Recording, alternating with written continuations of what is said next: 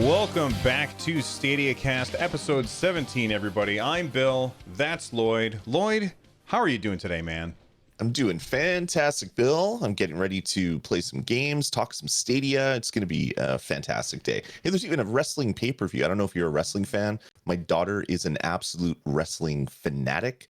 So I've been forced, I'll put in quotes because I kind of like it too, to watch every single pay-per-view that comes out of the WWE. So it's a good bonding exercise with my daughter. That's cool. That's cool. If you guys didn't know, this is Stadia Cast, where we talk about Google Stadia, all things Stadia, every Sunday. We record this show live over on our YouTube channel, youtube.com/StadiaCast on Sunday mornings at 10 a.m. because Lloyd and I can't find any other time that works. If you want to leave a voicemail for us, you can easily do that by going to runjumpstomp.com/voicemail from any device, and we may even play it on the show.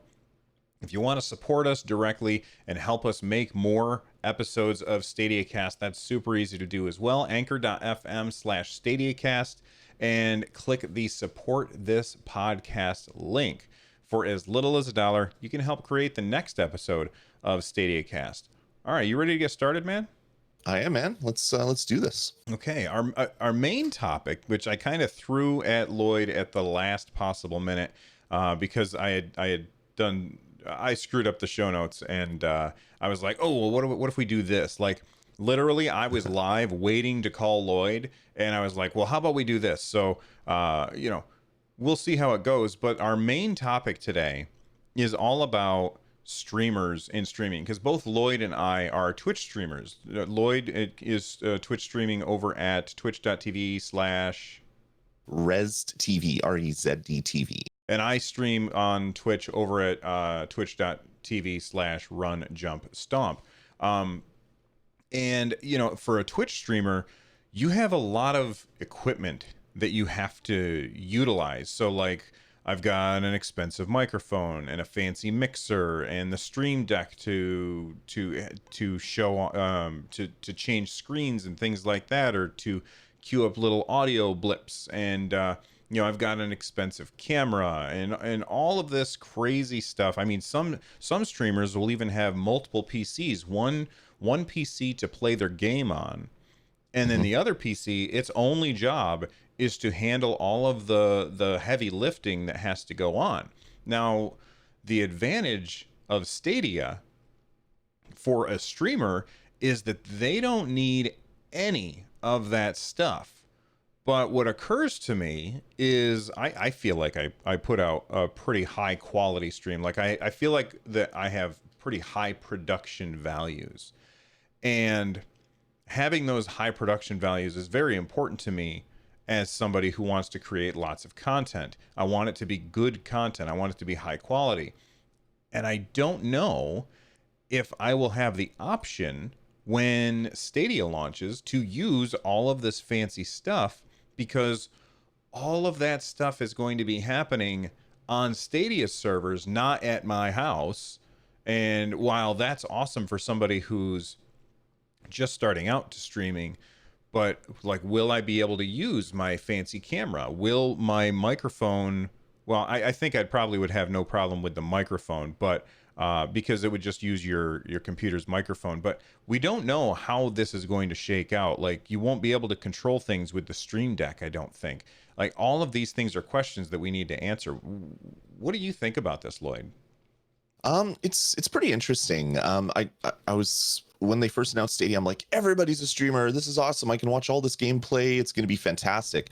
And then I'm like, well, they don't have a camera in the controller, and if they did, you'd be staring up your people's nostrils. So that's not a good idea. So how are they going to enable this?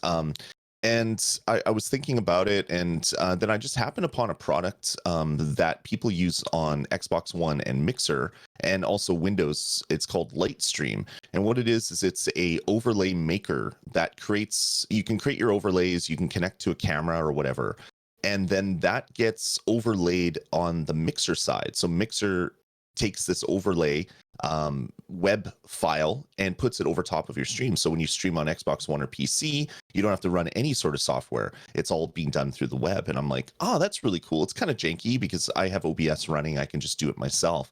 But it's a cool thing for people that don't have all the hardware. So then it occurred to me that that's possibly something that maybe Google can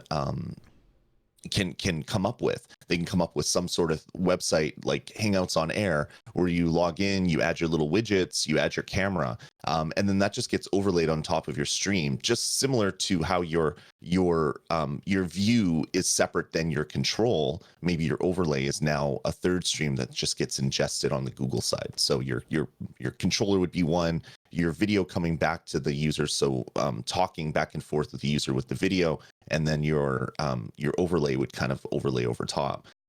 So it wouldn't be perfect, but it would be probably better than just having just the game and maybe your voice through your Google controller.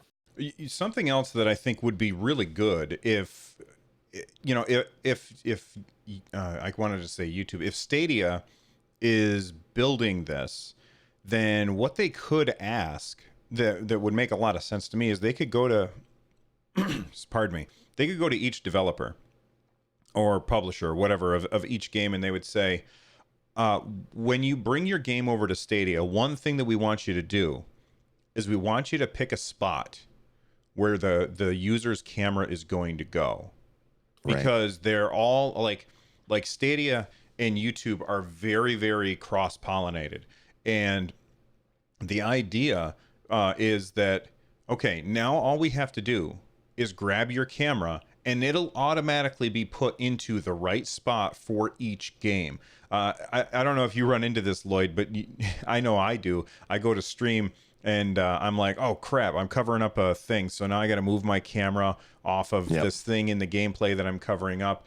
And maybe it, like if Google Stadia could just put a little forethought into this and say, all right, when your game comes to ours, where is it that the camera's supposed to go? So that when if we are able to use a camera, because they never showed streamers using a camera, which makes me so nervous. Like they don't have that, because it's all like, that means that there's no upload from us to them. Right. Like that makes me very nervous that there's no camera to be used. But let's pretend that that's not going to be an issue. If they already have, like, okay, this is where the camera goes for this game, and this is where the camera goes for that game, I think that would be really cool. Something else to think about is chat. Like, I don't know how it works. Like, for me, when I stream, I have extra monitors around. How is that going to work for somebody who's streaming from a Chromebook? How are they going to be able to see chat? Have you put any thought into that at all, Lloyd? Well, they could do it a couple of different ways. They could have an overlay that just appears beside your game when you're playing, similar to like PlayStation 4 or Xbox. When you go into the stream mode, it takes your full screen and shrinks it down a little bit, then puts the chat on the side. That could be a possibility. I don't know. I don't really like that personally, but Yeah. It's usable. What I do, because I used to stream on PlayStation 4 without going through OBS, without going through my main setup. Because I do like VR and I do other things, I would just have a laptop in front of me with my chat open, and it was the worst, because you're playing a game and then you're looking down, and then you're playing a game and then you're looking down. You're getting off your mic when you're doing it, just like I am. So yeah, I don't know, man. It's gonna be a little bit of a wild west for the first little bit, but I do hope that they're looking at, similar to like what Lightstream is doing, having those overlays being server side. They could partner with Streamlabs, they could partner with Stream Elements, they could partner with all the big names and just allow you to kind of choose it from your dashboard. It's like, okay, I'm going to be streaming with Stream Elements. You paste in the link, you do your overlays. It takes your camera, ingests that, similar to when they showed off like the Ghost Recon. You had the different views from all the people, Right. that were additional streams. Maybe they could just take a camera stream that way. Yeah, it's gonna be interesting. I'm a little bit concerned that they haven't talked about it yet, but we're still months away from Stadia launch, so maybe they're thinking about it, but they don't really have a solution yet. That is possible that they may actually have a solution, and they don't want to give away the goods, or they want to wait until people stop talking about Stadia and then say, hey, here's some more news. Sure. So another thing is, whenever I'm streaming, like, I have my gameplay on my main screen in front of me, and then I have the streaming software that I use, OBS, is on another screen. I can look over and I can see what does the stream look like to the other people. If you are streaming, this is something that I kind of wanted when I first started streaming. I don't know how I'd feel about it now, but I always wanted, because I only had one screen at the time, I always wanted to have my screen of my gameplay look exactly like what the viewer was seeing, so it would have my camera in there, so I Mm. could, like, so I would see everything all on one screen. And I wonder if that's something that could happen as well. So rather than having it on some other screen, I would see, like, I would be streaming and I would look down into the lower left hand corner and I would see my stupid face there, reacting to things. That's something that I feel like, I don't know if that would work. And the reason is because that would introduce extra latency, as they have to wait for my camera to get to them before they then take my camera and the game scene, put them together and bring it back down. So one of Yeah. the things that is, I don't know, kind of weird for a streamer is, maybe next time you stream, Lloyd, turn off the preview and see how weird it is to sit there and be like, I have no idea what people are seeing right now, because you know what I mean? Yeah, Yeah. yeah, it is weird because as a streamer, you feel out of touch if you can't see what you're putting out. If you can't see your levels on your mixer, you can't see your face, you can't see all the things that are happening. So I hope they have a solution. We got to remember that Google created YouTube Gaming, and then killed YouTube Gaming, sort of. But they were focused on the game stream market. They wanted to have partnerships. They wanted to create special page landing pages for games. So they've been dealing with game streaming for a while. So this isn't something new. It's like, oh yeah, I guess we have to jump in and let people stream games. They had a whole big chunk of money that was thrown at this problem. So hopefully the people that were around in that decision didn't get tanked when they kind of killed YouTube gaming. Hopefully those people moved into Stadia and they're thinking about all these things that they're going to have. They're going to have the ability to ingest a camera to put on your overlay. They're going to have the ability to do Streamlabs or Stream Elements things with like tip jars and notifications for subscriptions and comments and all that stuff. Hopefully they're thinking about that, and that would just be something that would then be done after the fact. So you'd open up on your computer. Probably wouldn't work if you're streaming from your phone, but if you're working on your computer or whatever, you would just open up your YouTube dashboard. You'd get to see all these things. You'd click all your little widgets, get it going, tell it which camera you want to stream, and then your camera would be a little bit delayed for the people, but it probably wouldn't be too bad. And then at least you're going to be getting a standard video back, and then maybe you'll have your preview window of what you're sending out into the world. I think technically, I think that is very doable, but it's just whether YouTube has the cycles to get the people to develop that and get it ready for launch in whenever Stadia actually hits, whatever date it actually goes live for people that want to start streaming. That's right. So let's go to chat real quick. We'll see what a couple of things that people have said, and then we'll hit the news stories. William Millard said, for those using a Chromecast on a TV, what would be the logistics of a Wi-Fi based streaming kit? So to answer that question, if you're using the Chromecast and the TV, basically what you would do for streaming is you would just take you probably would not have a camera at all, and you would take your headphones with it have a built-in microphone, and you would plug them into the bottom of the Stadia controller. Like, I just grabbed my Xbox controller here, and on the bottom it's got a port for headphones and microphone, and then that would be your microphone, which would not be very good quality. It's not going to be like a fancy Heil PR40 like Lloyd and I use, but that would be your streamer's kit. Basically, you would sit down and you would talk to people, and then like Lloyd said, you would probably have a laptop off to the side to read your chats, or maybe they would embed your chats on the screen Like, like when you are streaming your show, I used to do this too, but when you're streaming your show, people can, or like people can see the chats that they say on top of the gameplay, right, Lloyd? Oh, he Oops, I muted muted himself. myself. Yeah, yeah, they could do that. I'm moving away from that personally, just for my recorded videos, because I don't really like it too much. But that would be a great way to do it. But then it would get into the area where they would have to work with game developers to have a safe area where they could put this stuff over, so it's not overlaying on top of your ammo or warnings or Hmm. whatever else is going on. But yeah, I mean it's an interesting problem, and it'll be really fun to see how Google kind of solves it. They could just say, well, no, we're not doing anything. If you want to stream, you set up a PC, use Chrome browser, you ingest that into OBS as a browser source, you put your widgets on yourself running OBS, you stream it out into the world. I do think that Google probably has a little bit more planning around that, but we'll have to see.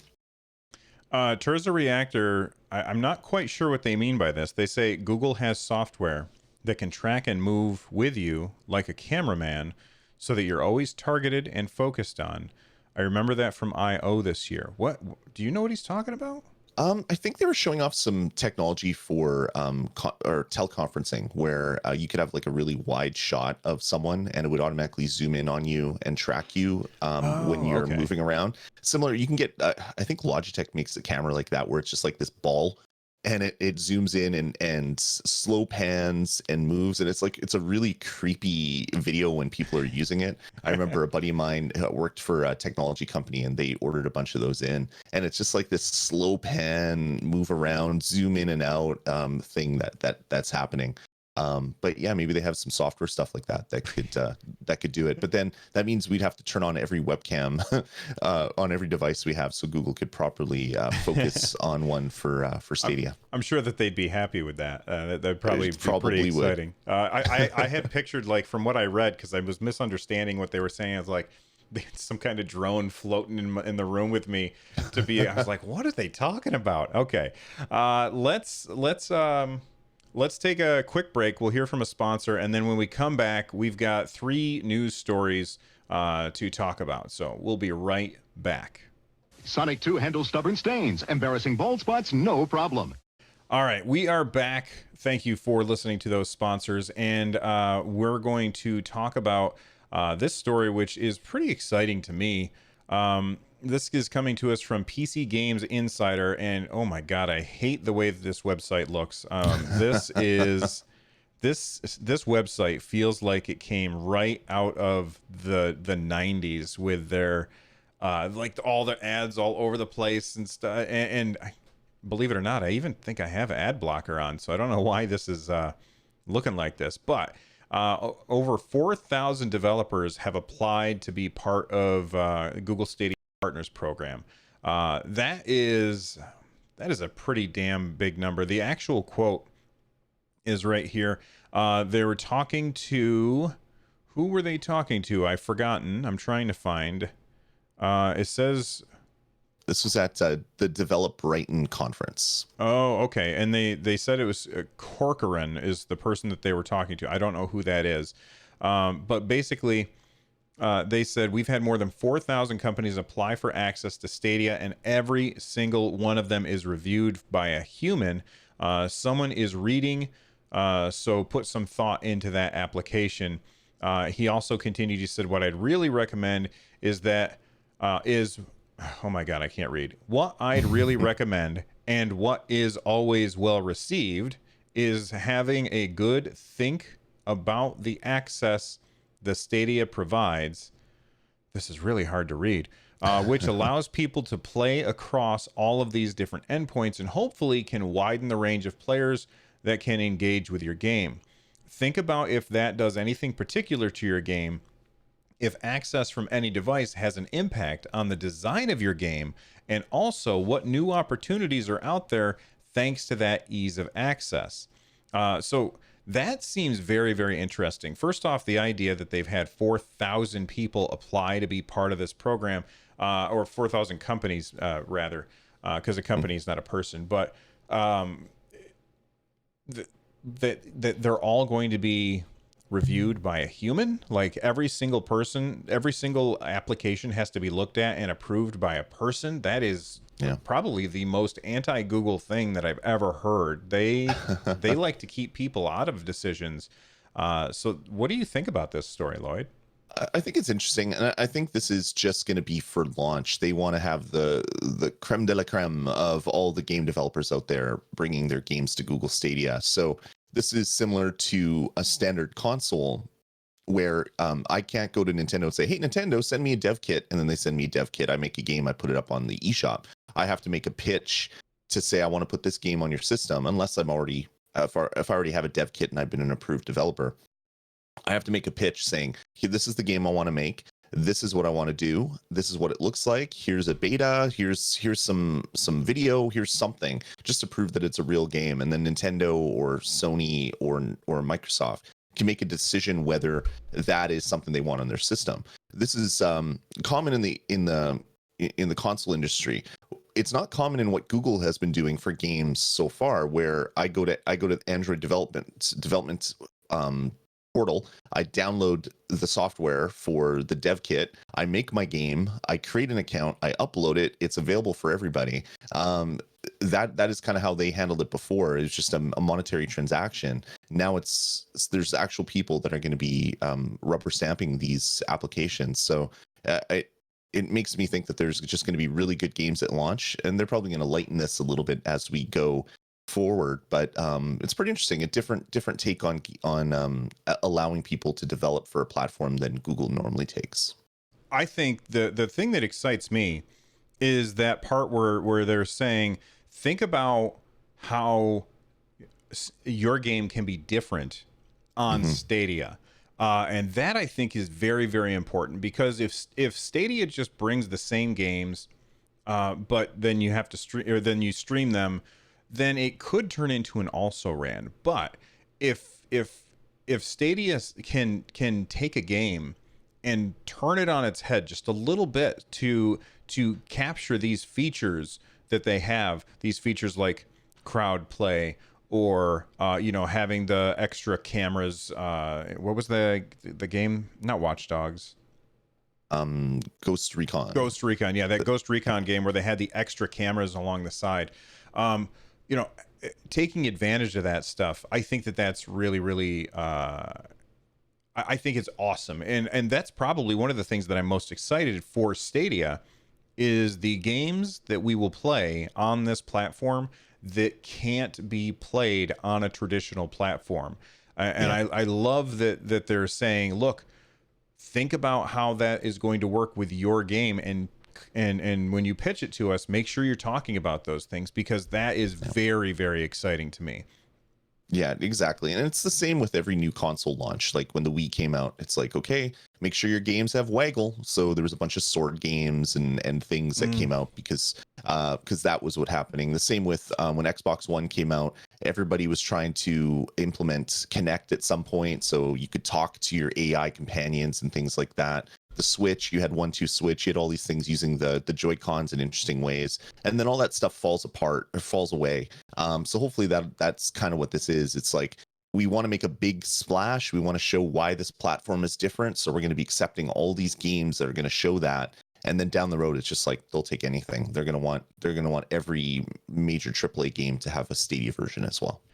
And while that makes a lot of sense, you bring up an example that makes me incredibly nervous. You brought up the Wii, where Nintendo was like, you gotta use the motion controls and everything. And I think a lot of games suffered because they tried to shoehorn in motion controls on the Wii. And I feel like that's the reason that the Wii, it sold like crazy, but a lot of the games were kind of garbage. Not the Nintendo ones, but a lot of the third-party games were kind of garbage because they were just shoehorning in these waggle controls, which were really annoying. I hope that developers don't just shoehorn in this stuff in a way that doesn't really work very well. That makes me nervous, and I was super excited about the idea that everything's going to be curated at the beginning. The idea that it was using that they are saying, hey, you want a better chance of getting approved on our platform? Make sure you're using our unique features. But now you've made me doubt this. Now you've made me nervous, Lloyd. I'm very Uh-oh. nervous. I'm just Go ahead. I said I'm just a bag of sadness today for Bill. I'm sorry, Bill. No, that's okay. I'll cheer up. You know what'll cheer me up is if the people in chat and the people who watch this or listen to this after the fact get a hold of us and let us know what games specifically do you want to come to Stadia the most. So I'll start us off, and maybe you can think of a couple. So for me, I really, really want Final Fantasy 14 to come to Stadia. That is a game that I want big time. I also want Elder Scrolls 6. Is it 6? Yes, the new one. Yeah, whatever the new one is. I want that to come to Stadia big time. Those are just two that jump to my mind immediately as games that are already out there that I want to be on Stadia. Oh, Final Fantasy VII Remake. I know that Square that Square has said that it's only going to be on PlayStation, but I don't believe them. So Did you see the little flub that happened with their PR folks this with past week? Xbox in Germany, where they posted that it was coming to Xbox on the 3rd, and then they were like, no, it's not. Well, it was even better. There was a press release that was sent out, and it's like it's launching on PlayStation first, and then people are like, "Oh my god, that means it's not just going to be on PlayStation, it's going to be on other things." And then that same PR person is like, "Oh no, I misspoke. I'm sorry, I didn't mean that. It's coming on PlayStation, and that's all I'm ready to say right now." It was like a really awkward walk back of that quote. So it's definitely going to be coming to everything down the road. I hope so. I hope that it comes to Stadia because I mean, I'm very excited for Final Fantasy VII Remake. That game looks really, really good, and the idea of being able to play that on a Chromebook or on my phone, well, probably not on my phone, but not being tethered to this box over here to my left, that's very exciting to me. What games do you want? Just a couple that you really want, current games or upcoming games that you really want to come to Stadia. Surprising, or believe it or not, I guess would be a better way to put it. I kind of want Fallout 76 to come to Stadia. I've played it on PlayStation. I've played it on PC. It would be nice if there was one version where I could upload my save from PlayStation, say, and that would be my Fallout 76 character, and then I could pop in every once in a while to play the game, because I do enjoy it as busted as it was at launch. I do enjoy it, but I just have a problem sitting in front of my PC all the time and opening up the client, because there's a million and one things that I can do when I'm sitting in front of my PC. It would be nice just to have it on my TV or on my phone or on my tablet or on my laptop and play the same version of my Fallout characters. Besides that, I would love, not a new game by any stretch, but I'd love Minecraft. I'd love a game like that to come to Stadia, so that I have one amazing, fast, great looking version of Minecraft that can then stream to everything that I want. I played on PC, I played on my Switch, I played on PlayStation. My kids played on PS3 and PS4 at the same time. We played on phone. We have Minecraft on everything. Like I want to get a version for my fridge and toaster now, because I want to have it on every device in my house. But it'd be nice if there was a Stadia version where I could have all my save games, I could have all of my levels, all the packs that I've bought just show up there, so that I can access it from any device without having to worry whether Sony's allowing crossplay today or not, and all the other stuff that comes along with that. Yeah, that would be, I would love to be able to play Minecraft on there, especially like because Stadia has so much power. Exactly. Like they can, do you think that Stadia will have mods? Maybe that's a topic for next week that we should talk about. We should talk about whether or that not for sure. mods would be on there, but like, because modding in Minecraft completely changes the game into something incredibly different and new and amazing. And that is okay. That's going to be our topic for next. Our main topic for next week. Outside of the news, is modding and how it could or maybe won't work with Stadia. So let's go to chat. Oh, go ahead. Treasure Reactor in chat saying the ray trace Minecraft. So yeah, there was that. That was beautiful. that real what do they call it, the real life texture pack, or super HD texture pack, whatever Microsoft was calling it, and it's like, it's coming to Xbox One X, it's going to be amazing, and it never shipped. We could get something like that on Stadia, because Stadia has all the power in the world to render this stuff and send you the video. So I'm really excited if that eventually comes out, because I'd love my Minecraft to look beautiful. I play a lot of Minecraft, so having it in one area without having to worry about save games and all that other junk, plus the ability to make it look better, would just be fantastic. That's right. And everybody would be in the cloud. So multiplayer Minecraft, because every time I try and play multiplayer Minecraft, it's just so unreliable. Being Yeah. like, I'll yell to my son. I'll be like, "Hey, did you start the server?" And he's like, "Yeah." And I go, "I don't see it anywhere." It's so frustrating trying to get that to work sometimes. So anyway, that's a really good call, Minecraft.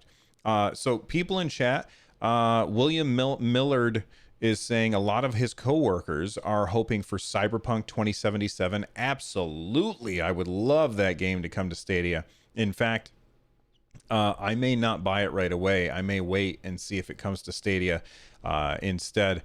William also says, we know Rockstar Games is a subsidiary of one of the partners. Red Dead Redemption has been a major ask. That makes sense. Who else is saying stuff here? I don't have my glasses in this room, and text is really small. Don't get old, guys. Terza Reactor says Cyberpunk is coming. Is it? Is that confirmed? Oh, good question. I remember some games being confirmed at E3. I don't remember them mentioning Cyberpunk. That would be an awesome get, in my opinion.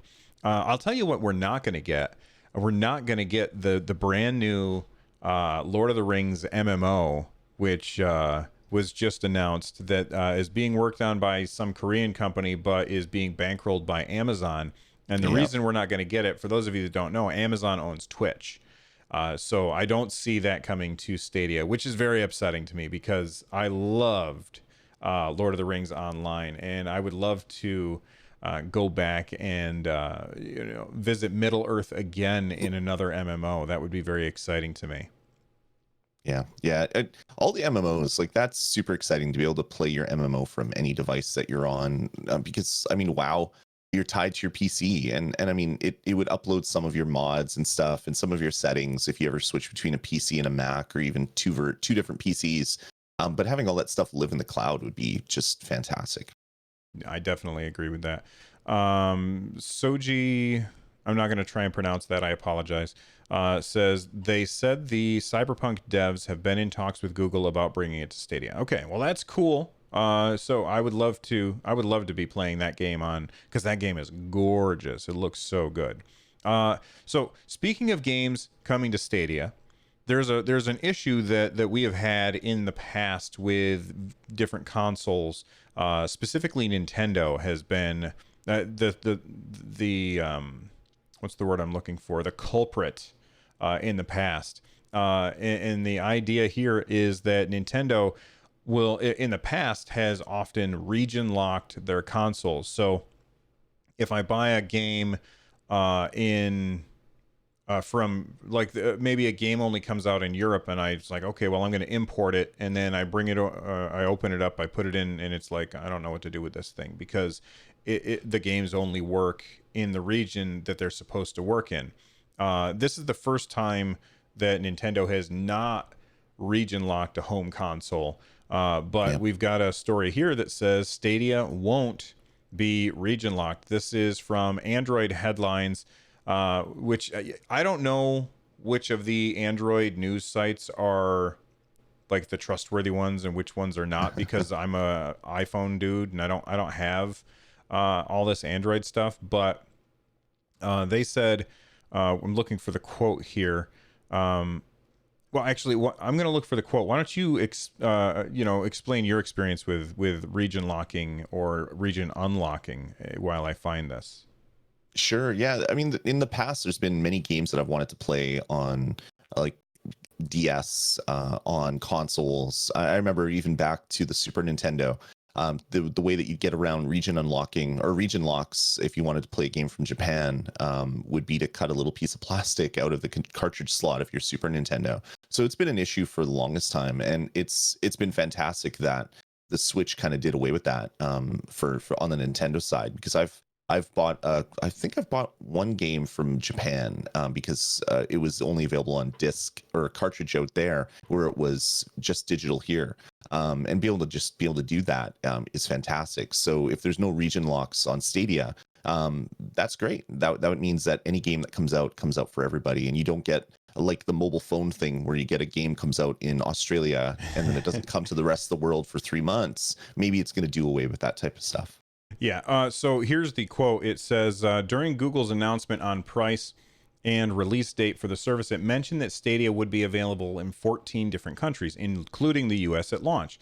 The key takeaway from the FAQ is that where you purchase the game doesn't matter. So if you purchase the game in the US and are later traveling to a different supported country, you can bring your controller with you and continue playing the game, even if it wasn't purchased where you're at. And that's actually really, really interesting, because it, like, let's say that Lloyd wanted to buy a cartridge for his Switch. Well, let's not use the Switch as an example. Let's use the Wii U as an example. So he bought a disc for his Wii U because that was region locked. Okay. Mm-hmm. And he bought it in the US or in Canada, because that's where he lives. He's Canadian. You can tell because he's so polite. So he buys this disc, he puts it in his Wii U, he plays. And then, his company decides, hey, Lloyd, good news. You're being transferred to the London offices. And you're like, okay, well, I didn't want to do that, but I guess I'm going to go and drink some tea. So he goes over to London. He gets there. He plugs in his Wii U and he puts the disc in. Everything works fine. He goes to the store, buys a disc, brings it upstairs, puts it in, and it's like, I don't know what to do with this. With Stadia, if you go someplace, like, it's essentially every single time that you connect, it's a different, not a different experience. I don't know how to get these words out of my head. Do you know what I'm trying to say, Lloyd? Yeah, it's your account is your account, but where you're playing the game, like it doesn't matter where you're coming from, as long as you're in a supported country, it's going to play that game and it's going to send it to you. The big question that they don't really answer is, are we going to be able to buy games from different stores? Are there going to be different region stores, or is there just going to be one store? It'll be, I don't know. To me, it'll be interesting to see where that comes out, just because there's so many just crazy, amazing, weird games that come out of Japan, say.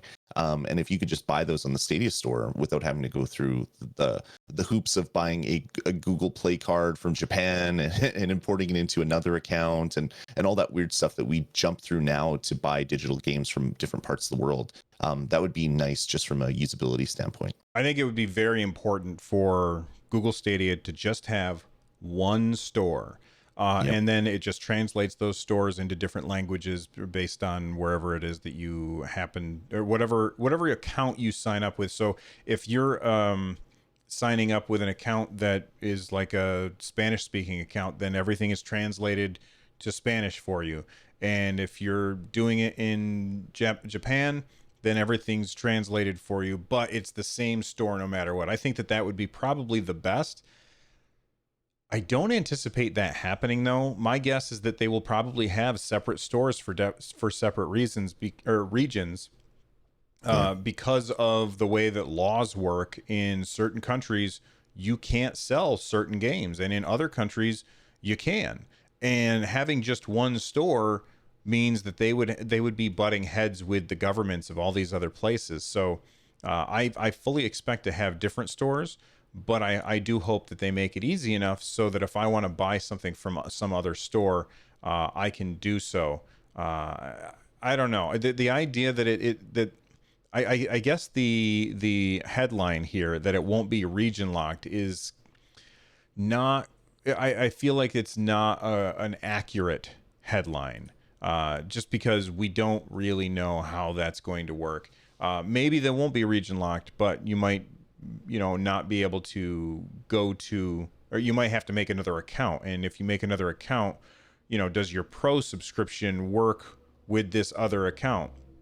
So for Right. instance, on my Nintendo Switch, I have 4 accounts. I have my account, which is just like my main US account, and then I have a Japanese account, I have a European account, and I have an Australian New Zealand account. And the reason I have those is because sometimes it makes it easier for developers to give me review codes because they don't get as many requests from Australia and New Zealand, that kind of thing.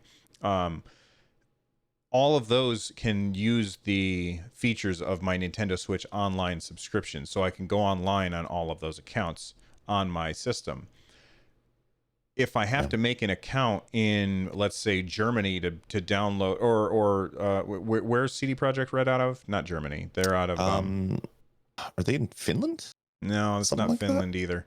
Poland. Poland? Poland. Yeah, So there you go. let's and they're not One going of to the do this. lands. Yeah, one of the lands.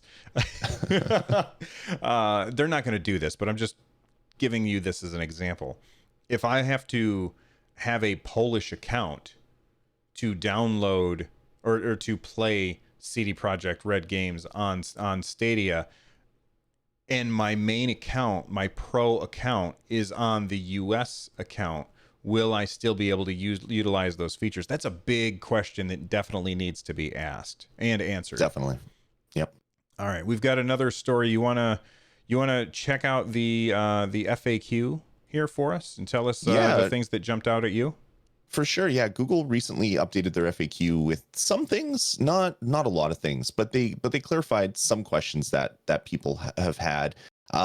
They clarified how game purchases will work. As we said, they're clarifying that if you buy a game and you move somewhere else that is a supported country, you can still play that game. That's one of those clarifications. But the other one was if I'm on a Stadia Pro and I get a game as part of the Stadia Pro subscription, but then I let my pro sub lapse, what happens to those games? And they said that you lose access to the free Stadia Pro titles, but then if you resubscribe, you get access and all of your save games and everything will remain. So they're not going to delete all that stuff. So it's going to be similar to how PlayStation Plus works, where you could be a PlayStation Plus subscriber. You get a bunch of free games every month, yada, yada, yada. 3 months later, you cancel. And then 3 months later, you renew. You miss the games that were free during those 3 months that you didn't have it. But then you get to play the games that you've already unlocked. And your save games are there as well. Although I think PlayStation Plus deletes your save games after a certain period of time if you have your online saves. But it's good to see that Stadia is going to be keeping that stuff and that you just don't lose access, period. That one quote makes me think that maybe the free games are not just going to be this month you get this game and this game, and then next month you get this game and this game, that it's just going to be, we're going to be adding games to this pro sub game library, and they're just going to be there forever. But again, we don't have any details about that. So we'll figure that out as when the time comes. Another thing on the FAQ that they brought up is a little question about how does the controller work? So basically, what they say is that the Stadia controller uses Bluetooth Low Energy for setup, and then it connects via Wi-Fi for gameplay. So it does have Bluetooth built in. They also said you can also connect your Stadia controller to your phone or tablet or computer with a USB cable plugged into the Stadia controller's USB port, which is good. They said, we've designed the Stadia controller to work best on Stadia. When plugged in via USB cable, the Stadia controller acts as a standard USB HID controller, human interface device controller, and may work on other platforms depending on game and setup. So you could use your Stadia controller as your controller for non-Stadia games on your PC if you want, which is kind of cool. They said that you will be able to pair up to 4 controllers for a single account for when you want to play local multiplayer titles. Now, people are going to look at that and they'll be like, local? Oh my God, does that mean I'll be playing? No, you're not going to be playing offline. You will be playing on Stadia's cloud, but you will be playing with people who are in the room with you. That's what they mean by that. Exactly. It actually says your Stadia account will support up to 4 controllers during local gameplay. Stadia will support full multiplayer titles as well as couch-based co-op and single-player titles. Do you think 4 is too low? It was kind of a weird limit.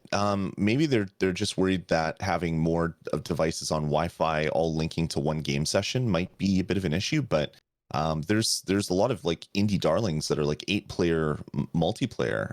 So having 4, maybe that'll be something that they expand out after. But yeah, it was kind of a really interesting thing, and it's the fact that you're pairing it to your account. So does that mean that your buddy comes over, they have to remove it from their account and then pair it to your account? Like, I don't know how that all is all going to work, but we'll find out more as we get close to launch.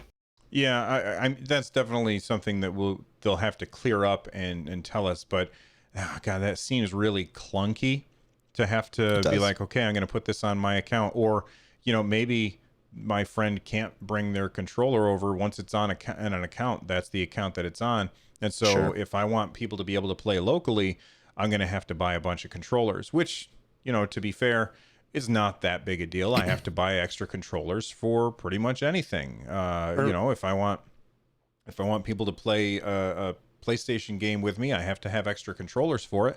Same thing with Xbox. Of course, it's going to be the same thing with Stadia. This was actually a interesting thing. They said, at this time, we have no news to share regarding VR support on Stadia. I don't think it's ever going to happen. Like, we talked about it. Go yeah, back and listen to the VR episode.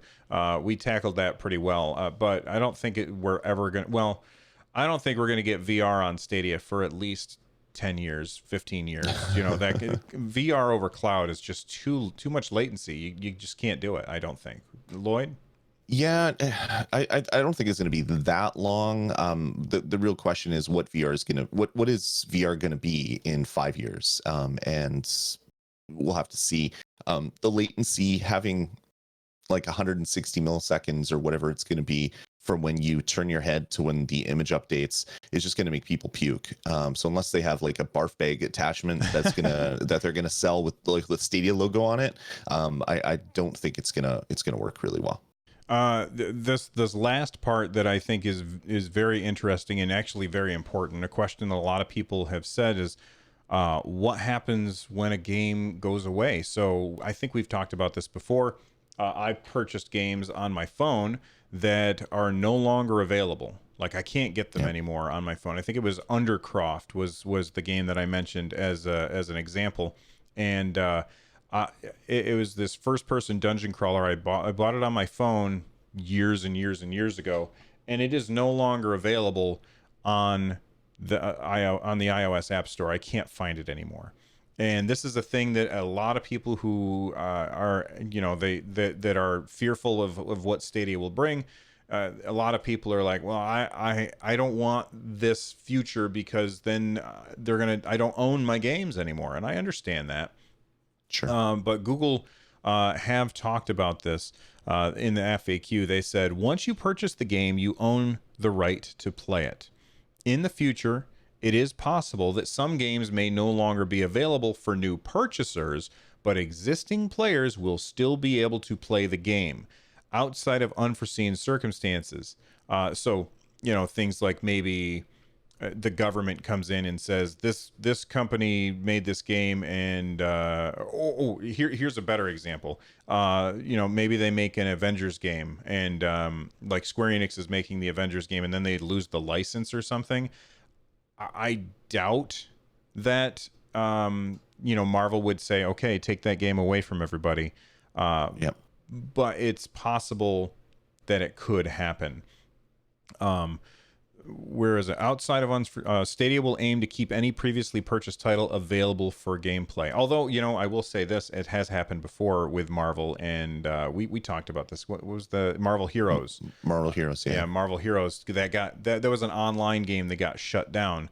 But they gave all the money back. They said you can have all your money back, and like I got refunds for the characters that I had purchased for that game. Hmm. Another thing that people think of is Telltale Games. You can't, like, that company closed, and we can't get those games anymore. Like, you cannot go out and buy them. If you have them, you have access to them, and that's great. But you can't play them anymore, or you can't buy them anymore. And that's basically what's going to happen with Stadia. Is if you have it, you have it. And it Yeah. seems like Google is saying, we're gonna leave it on. We're gonna leave the game on there. We just won't let people buy them anymore. And that's I Yeah. think a very good solution. We ran into that recently with the Telltale games. So they had like the Minecraft story mode and all those other games that Telltale was working on. Telltale went out of business. These games are still done and they're on the server, but they've disappeared. So they're gone. So if you want to play Minecraft story mode 1 and 2, if you haven't downloaded them previously, they're gone, which is really interesting because they sold cartridge-based versions and disc-based versions that only had the first game on it. Mm-hmm. So now those games, you have the physical media, which is what people say, I want physical media because I want to have my games forever. Well, you don't in this case. You have 1/5 of that game. Really crappy.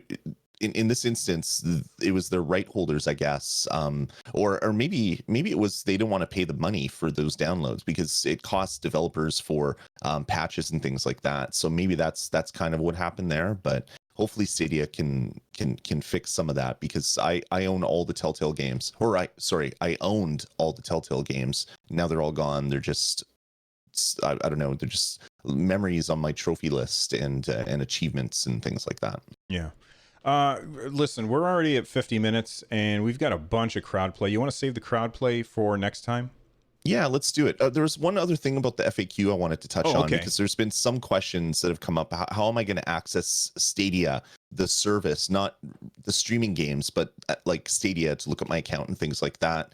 One of their FAQs said, additionally, while Stadia games will initially only be playable on the Pixel 3 and 3A family of phones, the Stadia app will be available on day one on iOS 11 and higher and Android M and higher. And with the app, you can manage your Stadia accounts. You can purchase titles to play later on a supported device, et cetera, et cetera. So there is going to be a Stadia app on iOS. It's not going to be playing games, at least not initially, but you'll at least be able to buy games, probably pair controllers. Maybe this is how you pair a controller. You plug a USB thing in and it pairs that way. That might be a quick way to do it if your friend comes over with their controller, for example, things like that. So good to know that it isn't just the Google Pixel that's going to get these apps and everybody else is going to be left in the cold. Yeah, and honestly, I do believe that iOS and all of the Android phones that are sufficiently high enough operating system, I fully anticipate that we will be able to play Stadia on all of that stuff. Not at launch, probably not at the beginning of 2020 when it goes free for everybody. But I do think that in the future it's going to work. I thought, the biggest impediment that I would say would have been Apple saying, no, you're not putting this on here. But Sure. we have the Steam Link app on iOS now. It's on the Apple TV. I think that Apple is saying, look, we just want to sell hardware, and we're going to sell more hardware because if Apple got in the way of getting Stadia, I think that you would see some people switch. Not like in droves or anything, but you would see Sure. some people switch over to Google or Android in order to use Stadia. So I don't think that Apple's going to get in the way there, and I don't think that Google would say this is only for Android devices, because they want people to subscribe to the service, and they want people to use the service because that's where they're making their money. They don't care if you are. They're platform agnostic, I think, as far as Stadia goes, in my opinion. Yeah, I definitely think that is something that we're going to see. We're going to get it on phones. Where I want to see Stadia is I want to see a Stadia client on Apple TV, because I'd love to play my games on other TVs where I don't have a Chrome link. That would be great. I was like, oh, they're probably not going to do that. But I just saw that if you have a AMD Radeon card, there's something called AMD Link now where you can play your PC games on other devices, and an Apple TV client just came out as well. So maybe Apple doesn't care so much about those things anymore. They're just going to let people do whatever they want. Yeah, and the Steam Link works on Apple TV because I tried it. Yeah, exactly. So that's some good news for the potential future of Stadia client, whatever they're going to call it, coming to Apple TV.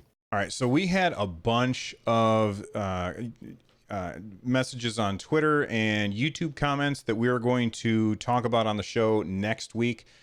So keep those things coming. Comment on the YouTube comment on the YouTube videos. Send us a voice message on runjumpstomp.com/voicemail. Tweet at us. You can tweet at me at runjumpstomp. You can tweet at the show at StadiaCast, and you can tweet at Lloyd at Dasme. That's DASME. And be sure to use the hashtag StadiaCast so we can locate your tweets, and we will talk about that stuff on the show. We'd like to thank the unofficial Discord server of the official Stadia subreddit for letting people know about our show, which you can check out over at bit.ly/Stadia Discord. I also have my own Discord, which is about all kinds of gaming stuff, which you can find over at runjumpstomp.com/Discord. And Lloyd has his own Discord. Why don't you let people know about that as well? For sure. You can check it out at res.tv/Discord for all the podcasts we do on the Res TV network and other general geekery. That's right. The music you're about to hear is Subterranean Kamikaze by Zircon. Check out their stuff over at zirconstudios.bandcamp.com. Lloyd, thanks for hanging out with me today, man. Thanks, Bill. It was a great time. Bye-bye.